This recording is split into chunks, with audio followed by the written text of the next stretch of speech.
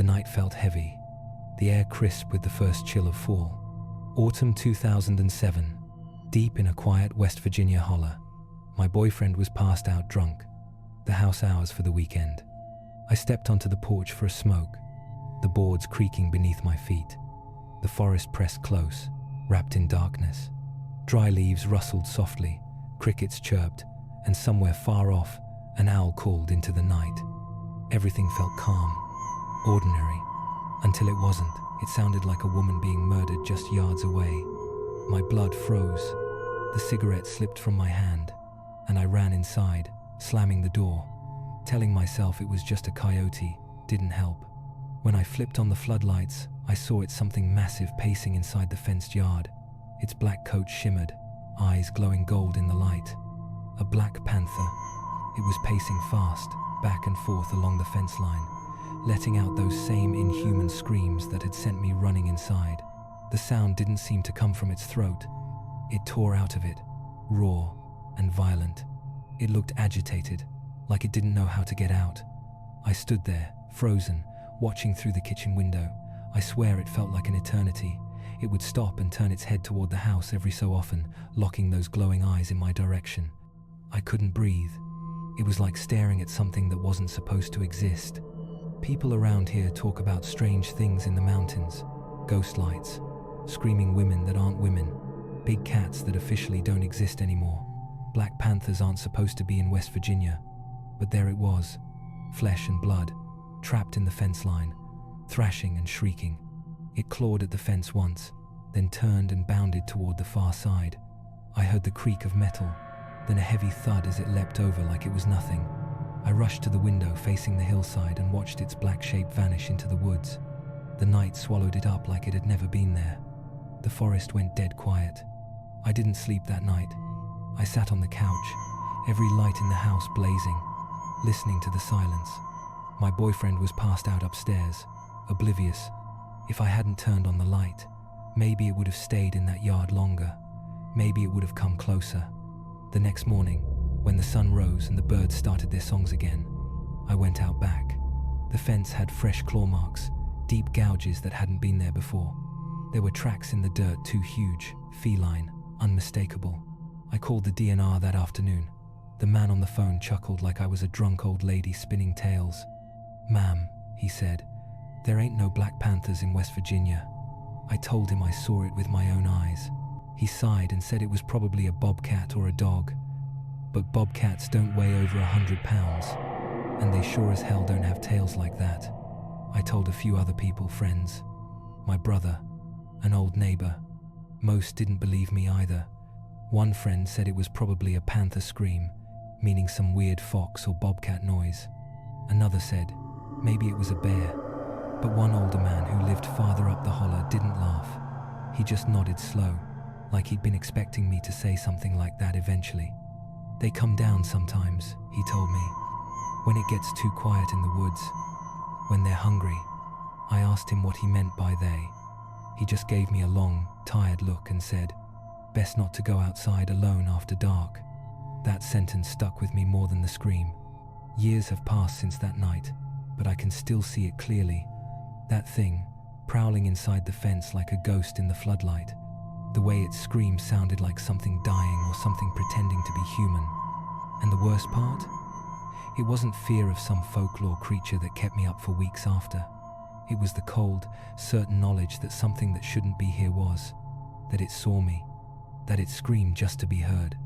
People say the Appalachian Mountains are quiet at night. That's not true. The mountains listen. They hold things.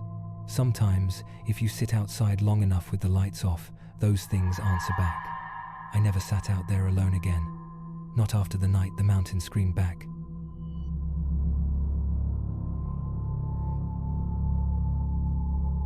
"3 years ago, almost to the exact day, something happened deep in the Appalachian Mountains that I still can't explain. It was early fall then, the air cool and sharp, the trees just beginning to burn with color. I was 28, confident, strong, and completely at home in the wild. That afternoon, instead of taking my usual southern route, I decided to explore the northern side of the range, wilder, steeper, and far less traveled. About a mile outside of town, I came across something I'd never seen before. A half-buried concrete structure, mostly hidden beneath earth and tangled weeds. Near the base was a narrow opening, just large enough to crawl through. Inside was a small chamber with a single cement block in the middle, and a rusted metal bowl resting on top like some crude, forgotten altar. Cold air seeped out from the darkness, unnaturally sharp against the warm summer air. There were no bunkers or mines out here. Every instinct told me to walk away, but curiosity won. I snapped a few quick photos and kept moving. Eventually, I climbed to a rocky outcropping and sat to catch my breath, cigarette in hand.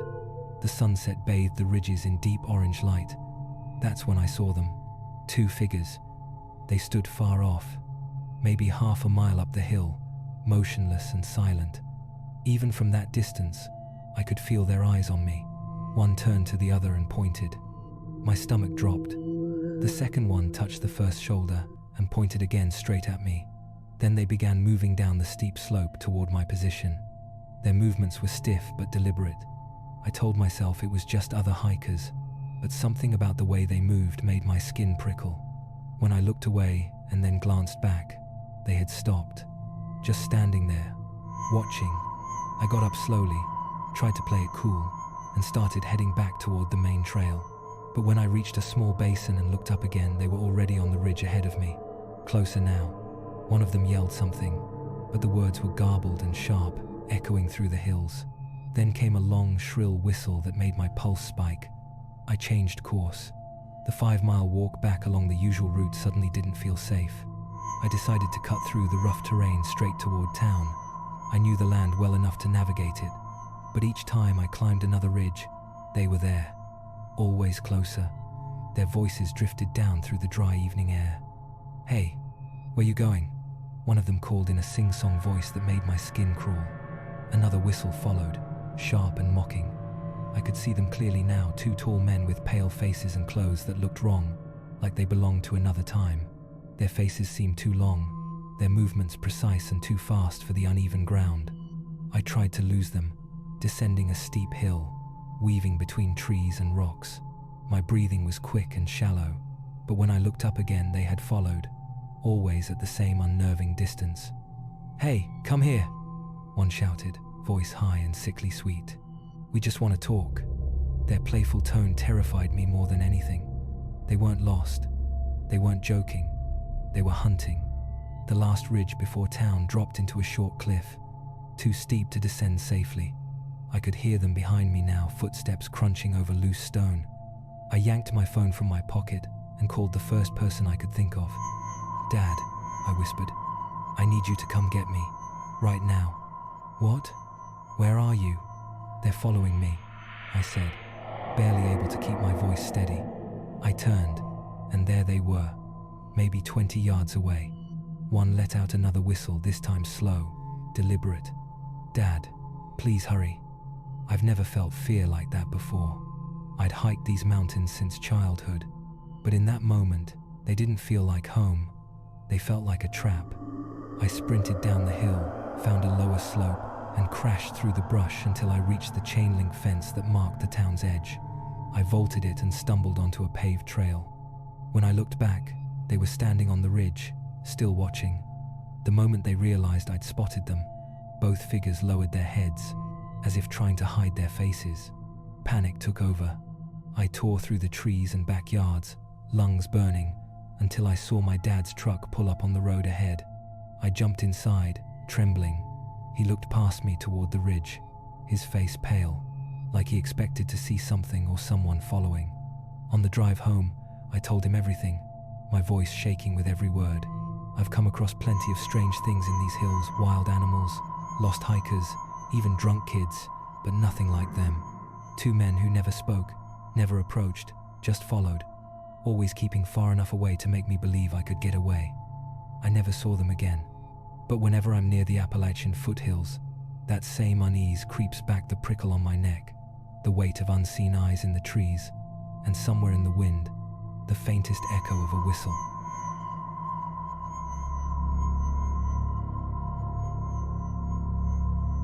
Fall has always been my favorite time of year.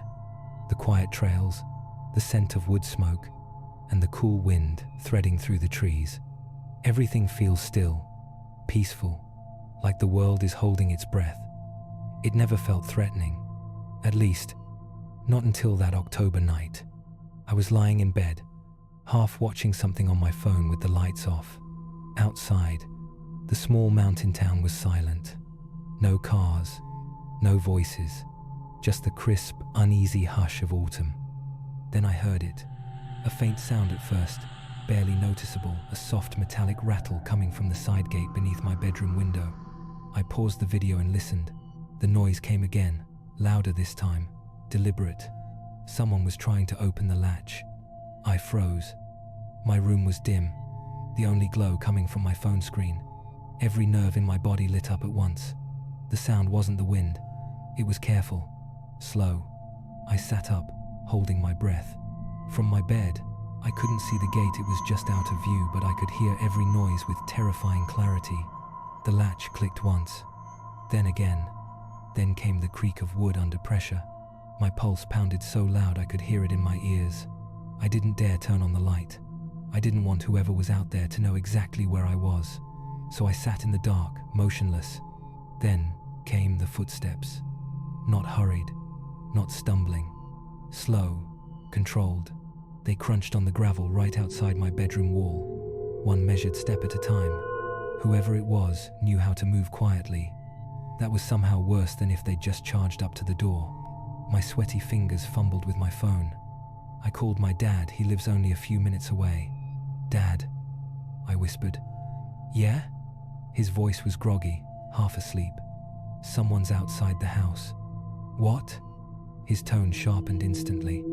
I heard the fence, the gate, footsteps. "Call the cops," he said. "I'm coming." I hung up and crouched next to the bed, trying to make myself as small as possible. The footsteps moved along the wall, not toward the front door, just pacing, like whoever was out there was in no rush, like they wanted me to know they were there. Then everything went silent. No wind, no movement, the kind of silence that makes your skin prickle. I stared at the curtain, hardly blinking. Then a shadow slid across the window, a tall figure, inches away from where I sat. I could see the shape of their head and shoulders in the faint orange light spilling from a distant porch. No face, just an outline.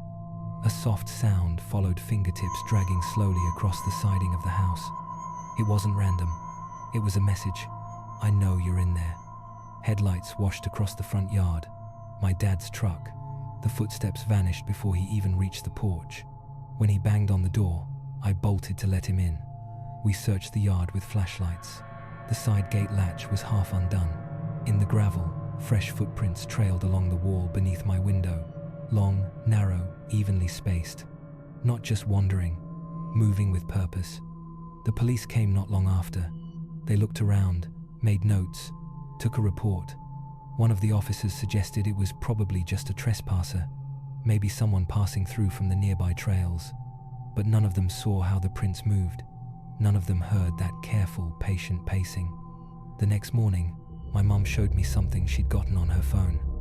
A neighborhood alert from a few blocks away. Someone's security camera had caught a man in their driveway at 9:40 p.m.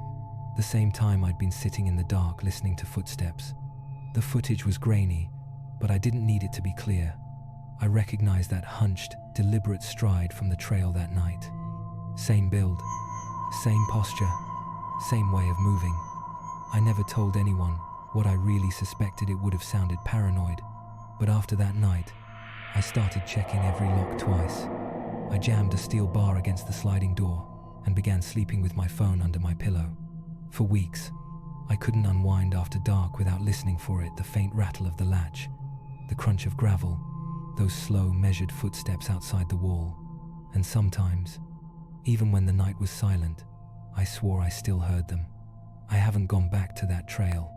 I don't hike alone anymore. The Appalachian ridges that once felt safe now seem to be watching, hiding something just out of sight. But what keeps me up at night isn't the shadow at the window or the footsteps in the gravel. It's how calm they were. They didn't flinch. They didn't run. They just watched.